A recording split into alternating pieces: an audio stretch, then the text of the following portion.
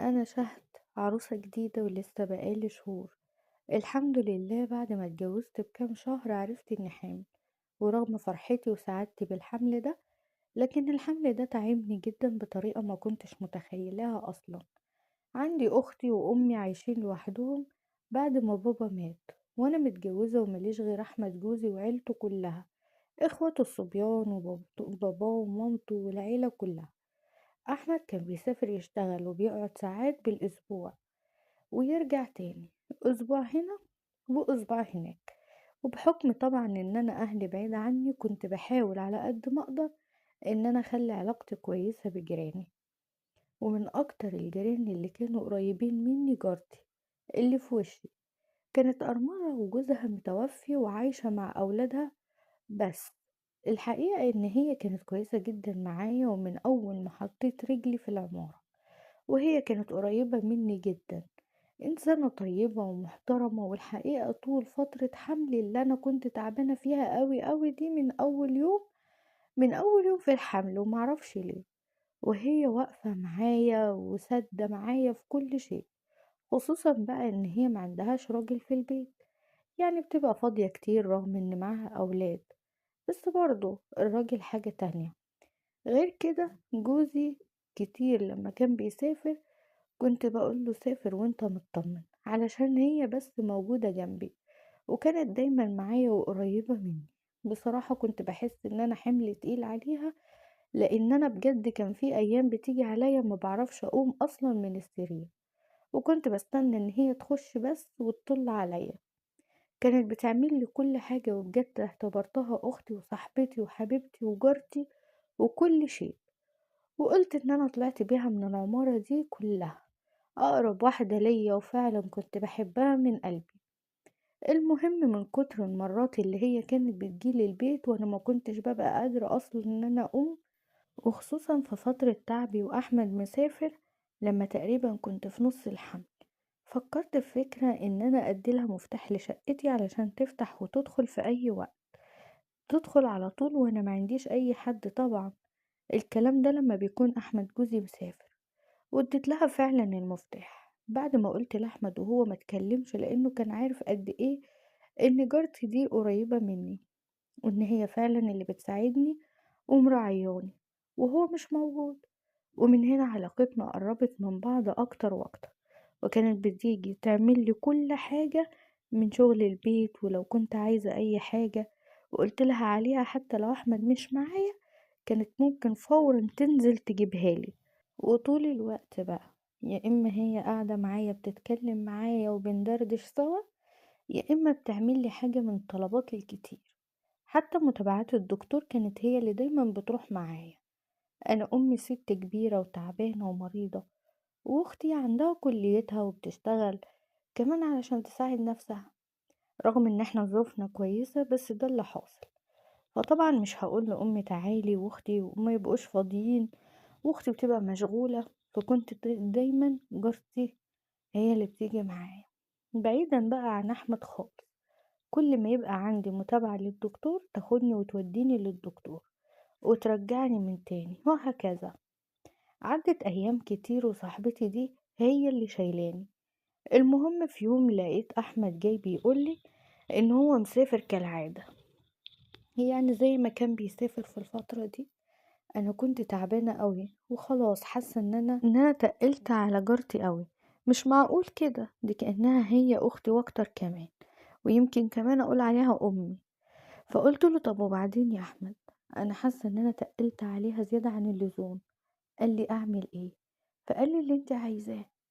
قلت له بس انا هروح عند ماما اقعد شويه في الفتره دي، ماما هتبقى معايا في البيت، وماما بتعمل طلبات البيت، بس هي ما بتنزلش وما بتطلعش، واختي لما ببقى عايزة حاجة هتجيبها لي وهي جاية من الشغل، وشوية كده وشوية كده. المهم اخف شوية عن الست التعبانة معايا دي. قال لي خلاص يا حبيبتي ماشي، على العموم انا مسافر تقريبا 10 ايام، وهاخدك واوديكي عند مامتك، وانا جاي حاجة اخدك. قلت له خلاص يا حبيبي ماشي.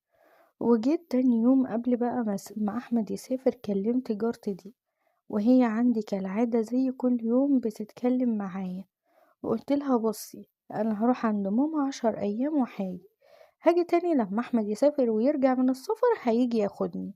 لقيتها كده وشها اتغير واتقلب، وحسيت بابتسامة كده على وشها وعصافير كده بتلف حوالين منها. فأنا استغربت بصراحة وقلت لها مالك انتي، شايفاكي بتضحكي، في حاجة ولا ايه؟ قالت لي لا والله يا حبيبتي قلبي انا مفيش حاجة، ده انا بس علشان خاطر انتي بتقولي ان انتي رايحة لماما. قلت لها طيب انا اللي افرح، انتي فرحانة ليه؟ بصراحة حاجة غريبة. قالت لي طبعا فرحانة لك يا قلبي، والله ما قصدي حاجة. الصراحة انا وقتها حسيت ان هي فرحانة ان انا ماشية علشان ترتاح مني شوية، ومن كتر ما انا فعلا ما هي شايلاني من على الارض شيل. وقلت لنفسي يا بنتي أعديها عادي، يا عالم ايه اللي حاصل وقتها. قالت لي طب انتي هتقعدي قد ايه وبتسألني تاني؟ قلت لها 10 أيام. 10 أيام إن شاء الله، وأحمد وهو راجع هياخدني. وحكيت لها الكلام اللي دار بيني وبين أحمد. قالت لي تروحي وتيجي بالسلامة يا حبيبتي، وسلميلي على ماما، والله هتوحشيني والكلام ده كله.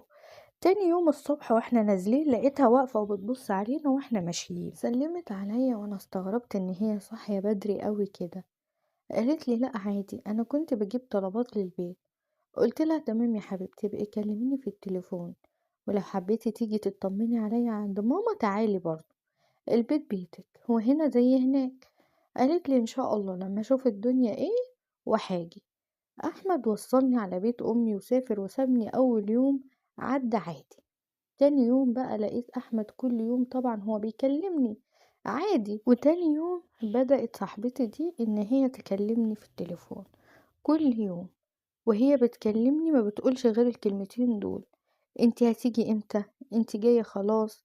ازيك عاملة ايه؟ انتي وحشتيني. لدرجة ان الموضوع لفت انتباهي. مش معقول هتكلمني 3 ايام ورا بعض وتقولي نفس الكلمة. فقلت لها هو انت كل شوية تسألي هو في حاجة؟ قالت لي لا، ده انا كنت علشان وانت وحشاني وكده.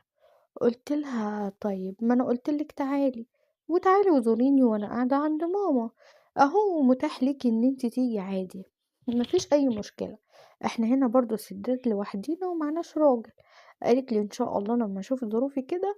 وعدى اليوم ولقيت اتصال جايلي من بواب العمارة وبيقول لي يا مدام. قلت له في ايه خير؟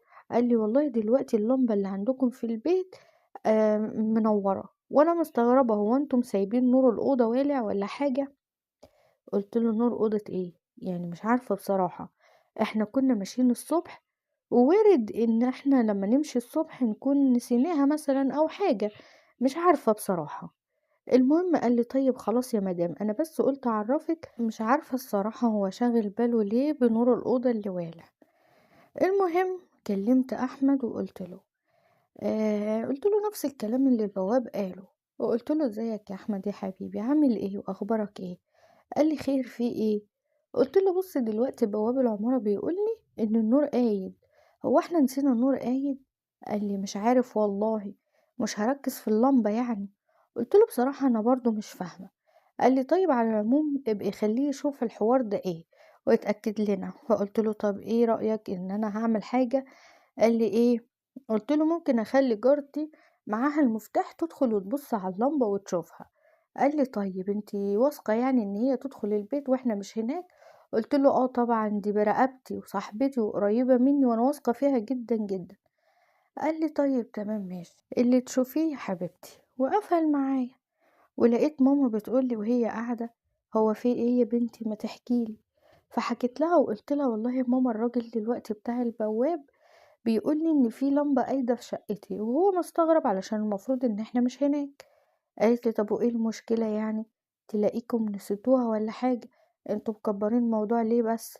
انا معرفش ليه كنت قلقانة من كلام البواب ده، وحاسة ان في حاجة، وكل اللي جاي في خيالي ان جوزي يكون بيضحك عليا وما يكونش مسافر ولا حاجة، ويكون بيمشيني علشان سبب في دماغه. رغم ان انا كلمته وقلت له بصراحة وسألته، يعني ما خبيتش وداريت عليه، ولا حبيت مثلا ان انا اعمل كبس عليه ولا حاجة. بس المهم ان ده شك جه جوايا كده، وبدأ يروح ويجي ويروح ويجي. لكن امي طمنتني وقالت لي يا بنتي عادي، ايه المشكلة يعني؟ وارد طبعا ان انتوا تكونوا ناسين الايه، النور قايد وكده. وقلت لها خلاص يا ماما مفيش مشكلة. وعدى اليوم وتاني يوم كلمني أحمد زي ما بيكلمني ويطمن عليا كالعادة الصبح، وبيكلمني الصبح وراحت مكلماني برضو جارتي، ونفس البقين بتوع كل مرة. لا بقى في ايه يا بنتي؟ انت ما عندكيش غير السؤالين دول؟ انت هتيجي امتى؟ وانت جاية امتى؟ وها انت هتيجي كده خلاص؟ يعني قلت لها بقولك ايه، لو انا وحشاكي فعلا تعالي زوريني، مش كل ما اكلمك تسأليني السؤال ده. بصراحة موقفك غريب قوي. قالت لي عيب عليكي يا بنتي، ده انا بهزر معاكي علشان عارفة ان انتي الكلمة بتعصبك. قلت لها لا يا حبيبتي ما تعصبنيش، انا مش ناقصة والله، كفاية الحمل وتعبه. وهزرت معاها شوية وقفلنا السكة. وجه عليا بالليل نفس الاتصال من البواب: يا مدام نور اللمبة قايد. يا نهارك ابيض! طب وبعدين يعني؟ قلت له انت عايز ايه؟ انا عايزة افهم حاجة، انت كل يوم بالليل تكلمني وتقول لي نور اللمبة قايد. يقول لي ما انا ما ببقاش واخد بالي الا بالليل. قلت له طب والصبح يعني بتبقى طافية؟ قال لي لا والله يا مدام انا ما ببصش عليها اصلا الصبح، وما باخدش بالي منها الا بالليل. برضو امي تطمني وتقول لي يا بنتي وفيها ايه لما النور يكون قايد بالنهار؟ هو مش هياخد باله، هياخد باله بالليل، علشان كده الموضوع بيلفت انتباهه. فيجي في بالي موضوع احمد جوزي برضه، فيقول لي يعني هو شاف اللمبة وهي قايدة بالليل، اكيد هيشوف جوزي احمد وهو طالع الشقة. يعني هيقول لي مثلا او يقول لي ده جوزك بيجي او حاجة. المهم ده كده كان تاني يوم وامي برضو طمنتني وكده. قلت لها لا يا ماما انا بصراحة انا قلقانة وعايزة اروح اشوف ايه اللي في الشقة، بس انا فعلا تعبانة ومش قادرة بصراحة، مش قادرة ان انا اروح واجي. فتاني يوم لقيت اختي بتقولي خلاص وانا رايحة الصبح الكلية وراجعة هعديلك على الشقة واشوفها لك. قلت لها تمام ماشي. والله يا بنتي كتر خيرك وتبقي ريحتيني. وقلت لها على شوية حاجات كده انا عايزاها تجيبهم لي معاها من البيت. وراحت فعلا اختي الصبح الشقة وطلعت وفتحت، وكنت عاطيالها فلوس وحاجات تديها للبواب بتاعة صيانة الأسانسير والسلم والكلام ده. اديتها له وطلعت الشقة وبصت على النور، مفيش أي حاجة، ولا لمبة قايدة ولا أي حاجة. انتي متأكدة؟ كلمتني في التليفون وهي هناك وقالت لي اه والله يا حبيبتي متأكدة، ولا في لمبة قايدة ولا في أي حاجة، وكل حاجة تمام. قلت لها طيب ممكن تطمني على الذهب بتاعي؟ قالت لي هو فين؟ وصفت لها مكان الدهب بتاعي في الشقة وفتحت وشفته وقالت لي كل حاجة جوه. وقلت لها تمام كده مفيش حاجة خلاص. خلاص يا حبيبتي اقفلي الشقة وكويس وانزلي وجت فعلا واكدت عليا وسألتها ان قالت لي والله ما في اي حاجة في الشقة ولا نور ولا غيره. قلت لها خلاص. وبعدين يتصل عليا البواب تاني بالليل. قلت لها لا لو قال لي بقى على موضوع النور بقى انا مش هسكت، اكيد في حاجة غلط. ولقيت الراجل فعلا بيقول لي يا مدام والله النور بتاع الشقة عندك والع، في حاجة.